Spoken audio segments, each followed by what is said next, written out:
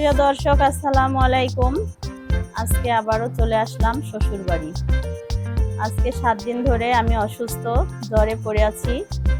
তো অনেকই ওষুধ খাচ্ছি, লাস্ট পর্যন্ত অ্যান্টিবায়োটিক খাওয়া লাগলো, তারপরে জ্বর একটু ছাড়লো। তো এখন ভিটামিন সি জাতীয় জিনিস খাইতে হবে, তাই বাড়িতে চলে আসলাম। এই যে জাম্বুরা গাছ দেখতেছেন, এটা আমার শ্বশুর লাগিয়েছে। যখন লাগায় তখন বলছিল আমার ছেলের বউরা খাবে, নাতিপুতি খাবে। তো তাই এখন আমার শ্বশুর শাশুড়ি কেউই নাই বেঁচে, তো আমরাই খাচ্ছি। তো জাম্বুরা জ্বরে, এই ভাইরাস জাতীয় জ্বরের জন্য খুবই ভালো একটা ফল। তো দেখেন, এই যে চলে আসছি জাম্বুরা গাছে, জাম্বুরা পারলাম। এখন চলে যাব আমড়ার গাছে, আমড়া পাড়তে। আমরাও এখনকার জ্বরের জন্য আমরাও খুব একটা ওষুধের মতো কাজ করে। তো এর জন্য আসছি, আমরা নেব, জাম্বুরা নেব, সাথে আবার নেব কলা। এই যে দেখেন আমড়া গাছ, এই গাছটা আমার শ্বশুর লাগাইছে, আমরা খাবো বলে এখন আমরাই খাচ্ছি। এবার আমড়া গাছ থেকে আমরা নামানো শেষ, এবার দেখেন কলা কাটতেছে। কলা গাছটা কিন্তু আমরাই লাগাইছিলাম, তো পাকা পাকা ভাব, কেটে ঘরে রাখলে 2-3 দিনের মধ্যে পেকে যাবে। কলা কাটতেছে, এই যে দেখেন আমার বর কোন জঙ্গলের মধ্যে নামছে। কলা কাটা শেষ, এবার কিন্তু কলার গাছেও ছাড় দিবে না, কলার গাছটাকেও কাটবে এবং দেখবেন যে ওটারে কেমনে ফাড়ে। কলার গাছ কাইটটা ফাইরা ওর মধ্যে থেকে ওটারে কি জানি কয়, এই যে দেখেন কেমনে কলা গাছ ফাটতেছে। কলা গাছ ফাইরে ওর মধ্যে থেকে ভাদালটা বের করে নেবে।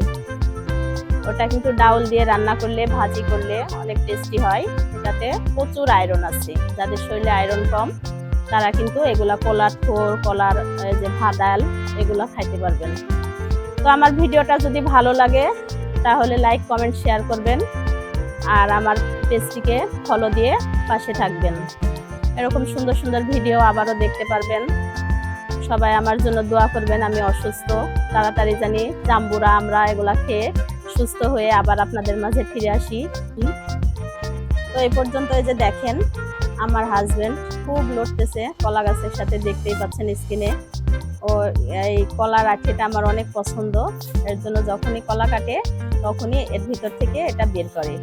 এটা রান্না করলে অনেক টেস্টি হয়, আপনারাও রান্না করে খেতে পারেন। বাজারে কিন্তু কিনতেও পাওয়া যায়, এগুলা শহরে কিনতে পাওয়া যায়।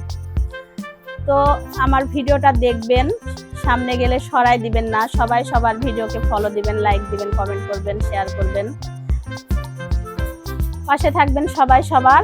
তাহলে দেখবেন সবার ফলোয়ার্স বাড়তেছে। একজনের ভিডিও আরেকজন দেখলে, ফলো করলে দেখবেন যে আপনারও ফলোয়ার্স এমনিতেই বেড়ে গেছে। তো শ্বশুরবাড়ি আসছি, এর আগেও আসছিলাম, আম নামাইছি, কাঁঠাল নামাইছি, তারপরে কামরাঙ্গা নামাইছি, আপনাদেরকে দেখালাম, ডুমুর নামাইছি। এখানে আসলে অন্যরকম একটা মজা, অন্যরকম ইমেজ, গ্রামের আবহাওয়া অনেক ভালো লাগে।